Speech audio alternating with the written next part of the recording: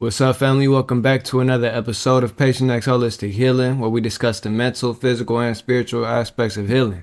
Today's video, we're going to talk about the power of the abstract mind, right? And I'm going to do it through a trip report, right? Now, it wasn't my trip report. It's from one of my mentors, my uncle. But, it's a very powerful experience I don't want to share. And I've experienced certain states like this, but without the shrooms and without the trip. So without further ado, if you never seen me before, my name is Professor X. I'll be your healing coach and spiritual teacher today. Make sure y'all like and subscribe as well if you enjoyed the video. Make sure you leave a comment down below if you have anything to add to the conversation. Let's get it.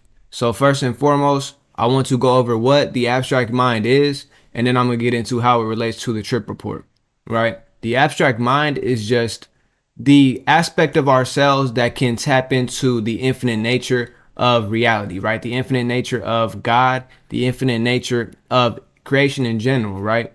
Everything comes from something. And within that something, there's an aspect of infinity. Although that aspect of infinity directly contradicts, what we experience here in the physical. Everything is kind of scarce. There's limited resources because we live in a temporal realm that's finite. Since these are two concepts that directly oppose each other, you could call them duality, right? You have the scarce and you have the infinite, right? Now, as human beings, we are of divine nature, but we are naturally limited through our vessels and through the physical world that we experience. But at the end of the day, it's all in the mentality. So if we rise our consciousness higher, we can align more with that infinite nature. And that's what my mentor did in the trip report.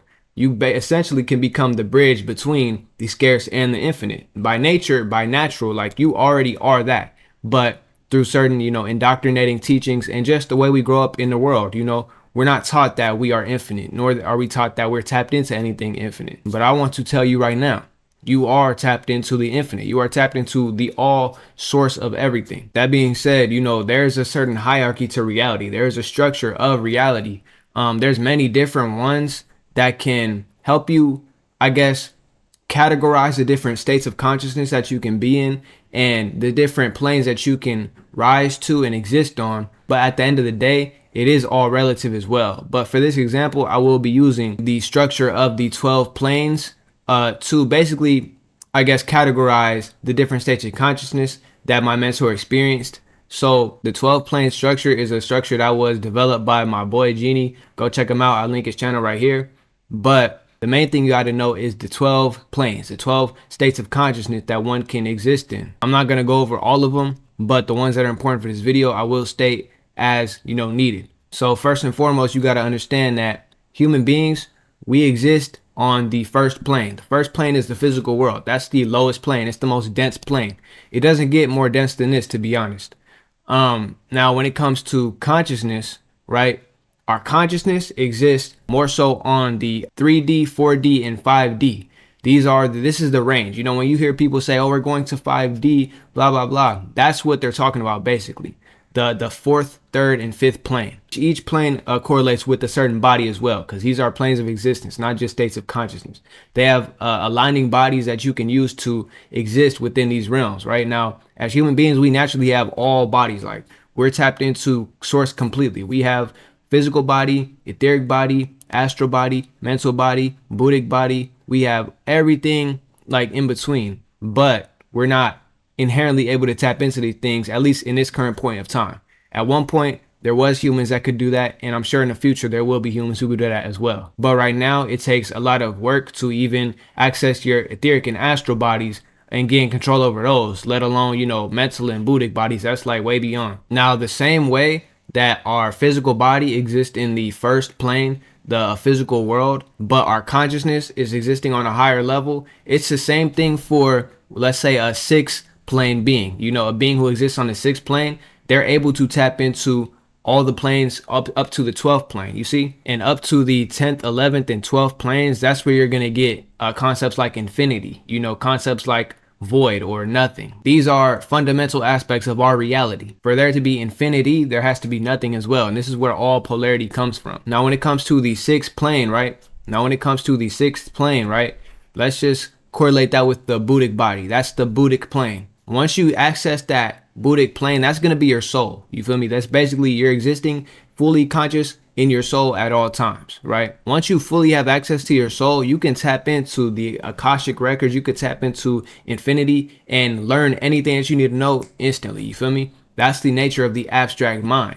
It's not, 1 + 1 = 2. It's more like 1 and 1 exists, 2 exists, 3 exists, 4, like everything. You feel me? You don't have to do a certain order of operations to receive knowledge. You more so stick your antenna out and then you get it. Now that's very important for this trip report because my mentor, he took 100 grams of shrooms. And if you don't know about shrooms, DMT, LSD, maybe acid, I don't know because I've only done shrooms, but these chemicals, they can basically enhance your perception of higher energies and reality beyond the physical world. Modern science, they're going to tell you that it's hallucinations, but I've seen things that are honestly realer than this physical world off of the shrooms. You know what I'm saying? When you don't know how to make sense of it and it just looks like random patterns and fractals, that's when people label it a hallucination. But it all starts to basically make sense after a while, especially the more you access these states of consciousness without the drugs, right?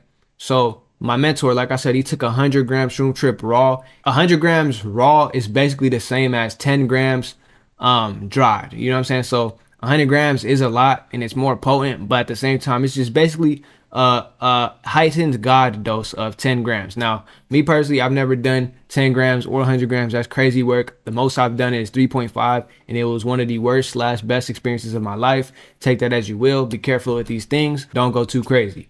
Now that I got the disclaimer out the way, he did this 100 gram shroom trip and he accessed his Buddhic body. He accessed his abstract mind. And this is very important. As you'll see when I break down his story, basically he was in a state where everything everything he heard, he could immediately tap into all of the information that was coded for that thing. Not only that, he was also tapped in with the other people in his vicinity, because he did it around his family. They were sober, but he was taking the trip. And, he experienced one of his family members would be thirsty, right? So then he'd get thirsty because he's feeling their emotions. But then when they drink, now he feels satiated.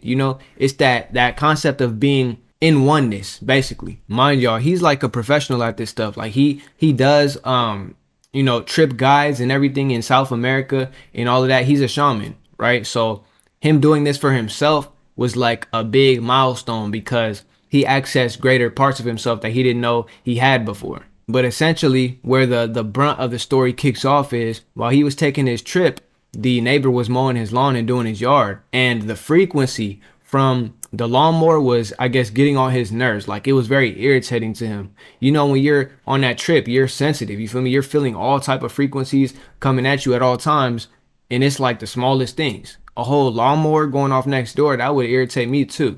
So he was hearing the lawnmower. He decided to go outside and say something to the guy. I don't know why. I would never do that off the drugs, but he went outside, and as soon as he opened the door, or like the closer he got to the noise, the more frequencies from the lawnmower were hitting him. And he got to the point where he was receiving so much information, he got the overload. In literally a fraction of a second, he saw where the lawnmower was built. He saw the factory. He saw all the different parts being assembled and being, delegated. He saw the lawnmower in the store when he originally bought it. Not only that, he saw like beyond that specific lawnmower. He saw the first lawnmower that was ever built. He saw the whole process of how these things came into this physical realm, how they were manifested into this physical realm. And he saw all of that. He got all of those visions just from hearing the frequency of the lawnmower. That's the power of the abstract mind. You can literally just tap into everything from one thing. And I'll talk about this in another video. I'll link it right here. But, when it comes to the logical mind versus the abstract mind, the logical mind is going to have to do 1 + 1 = 2 for everything. But the abstract mind, you don't have to do that. You have all of the answers already. All you have to do is open up to the answers. The logical mind is very limited because it has to separate. It has to create separation. And this is the basis for all judgment. This to that. That's how the mind works, comparing one thing to other things. And that's how, humanity has learned so much because we knew very little. Let's say 200,000 years ago, we knew very little, but we always compared this to that, this to that, this to that. But when you rise above the logical mind, you just see how one thing relates to everything in all of creation. And that's the power of the abstract mind. Now, this experience was like so intense for my mentor. Like he doesn't do shrooms anymore. He doesn't do the trips anymore. He doesn't do guides anymore because that shit was just too crazy to him. Like he seen all of that shit. He was like he was just getting them downloads, and it can be overwhelming. So that being said, hopefully you guys understand the true power of the abstract mind, right? It's quite literally something that exists so far beyond this physical world, so far beyond time and space. You can pull anything from all directions all at once. You can pull everything from all directions at once if you have the conduit to do that. This physical body can get fried trying to do shit like that. But when you leave this physical body and access your Buddhic body, you can do stuff like that. That's what the Buddhic body is for. And like I said, the Buddhic body is really just your soul in its magnificence, your soul with all of its past life information, all of its future information. It's just a complete soul. So that being said, thank y'all for watching this video. If you made it this far, please like and subscribe for your boy. Leave a comment down below if you have anything to add to the conversation. Maybe you had a crazy trip report. I'm gonna do my own trips on here too, because I had some pretty wild trips, but nothing that crazy. That's wild. Other than that, man, thank y'all for watching Patient X Holistic Healing. My name is Professor X, and I'm gonna catch y'all on the next one. Peace.